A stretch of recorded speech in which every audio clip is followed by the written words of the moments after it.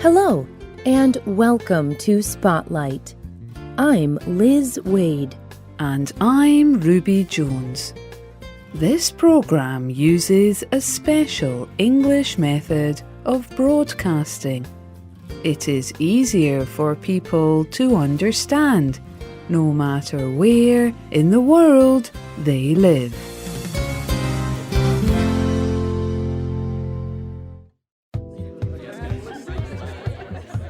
Suddenly, you have got money. You can buy a house. You have got a car. People are congratulating you. You feel really great about yourself. And the women notice you more.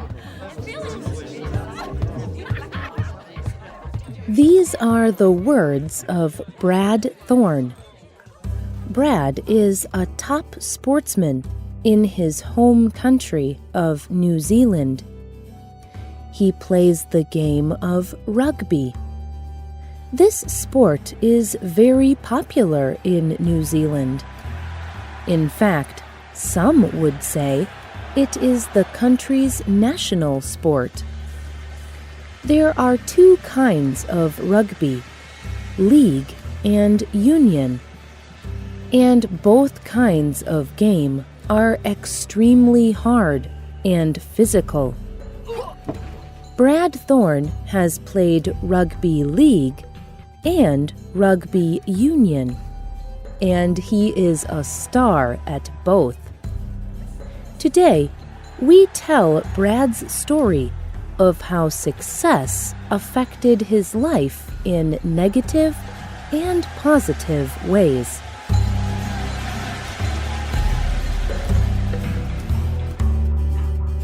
Brad is originally from New Zealand. But when he was 9 years old, his family moved to Australia. It was there that Brad first experienced success as a sportsman. He was only 19 years old when he started playing for a major rugby league team called the Brisbane Broncos. And only 2 years later, he was playing for his local state team. 1 year after that, the Australian national team manager chose Brad to play for Australia. Brad was proud to accept this chance to play rugby at the highest level, even if his first game was against the country of his birth, New Zealand.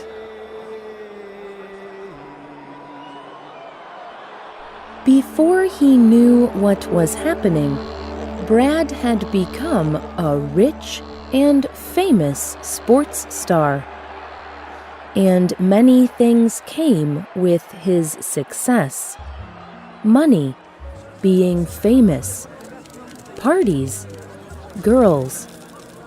At first, Brad found all this difficult to deal with. He remembers, It is a very intense thing. And you cannot prepare yourself for that. If you receive that sort of money when you are still a young boy at school, it can test your character. Brad remembers how he was at that time of his life. He says, I was a pretty wild character. I did not always concentrate on playing rugby. I would drink and go out with lots of women and behave badly. However, Brad was still chosen to represent Australia, and in 1997 he went with the national team to the United Kingdom. The team played 3 games against the UK's national side. During their stay, most of the team members behaved in a way they thought was normal for rugby players, drinking lots of alcohol, going to parties.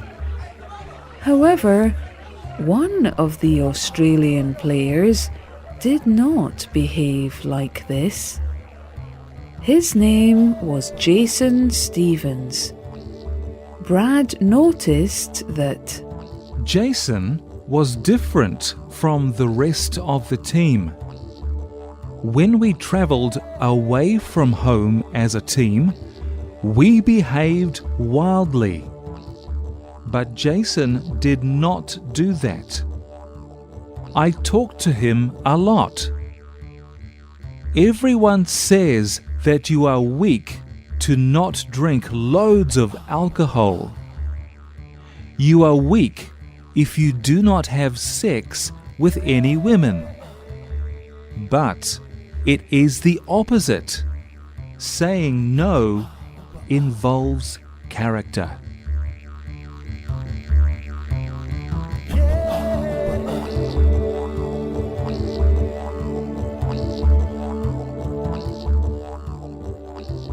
Brad discovered why Jason was different. Jason was a Christian, a follower of Jesus Christ. Jason lived a life that demonstrated Jesus' values and teaching. Part of this was showing respect to yourself by taking care of your physical body. And Jesus also taught how important it is to be faithful to people you have promised to love.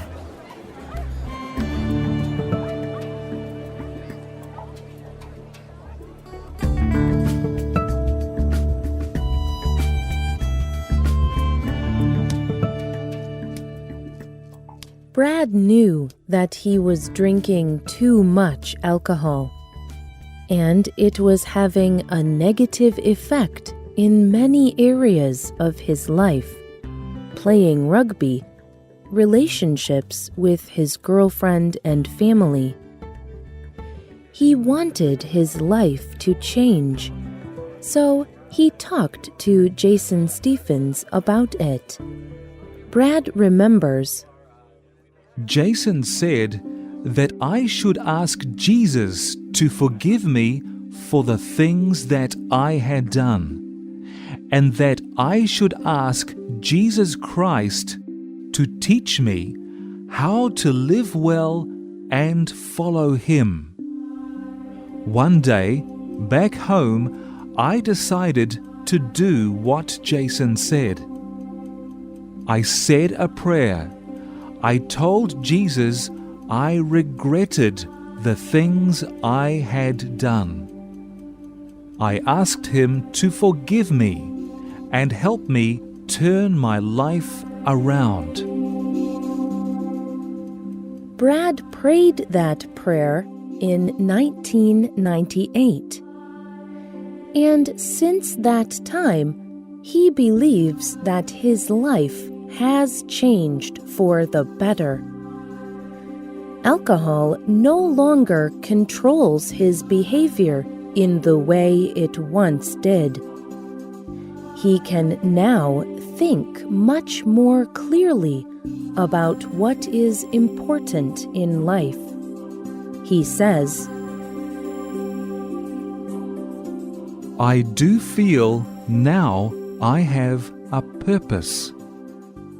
I believe that there is a God who loves me.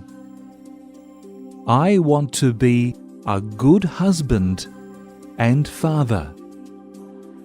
And I want to give my best on the rugby field.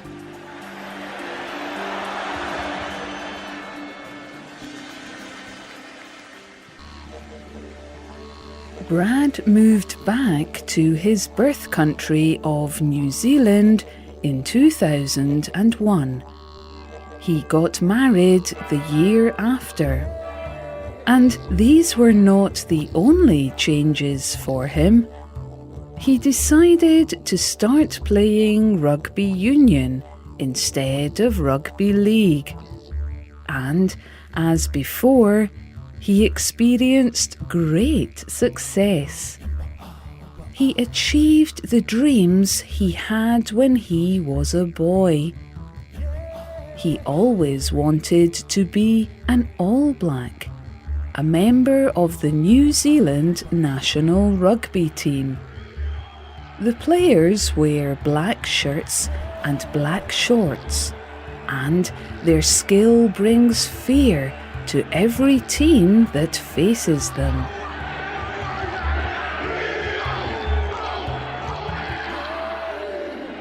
Brad became an All Black in 2003, and he played for them 24 times.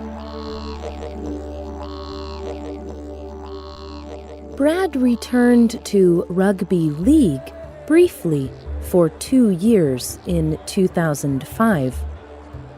But he decided to spend the remaining years of his sporting life playing rugby union.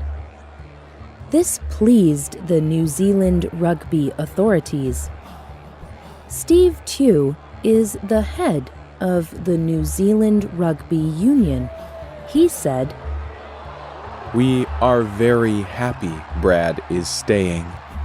He is a special man who works extremely hard and who has a high set of values." Brad hopes that his life will continue to have a positive effect on people, both on and off the rugby field. He says, I am not someone who pushes his faith on other people. I hope that by just living my life, people will notice the change in me. God has blessed me with being able to play rugby. Every time before I play, I just really thank Him. It gets hard sometimes, but God has put me here. It is where I am supposed to be.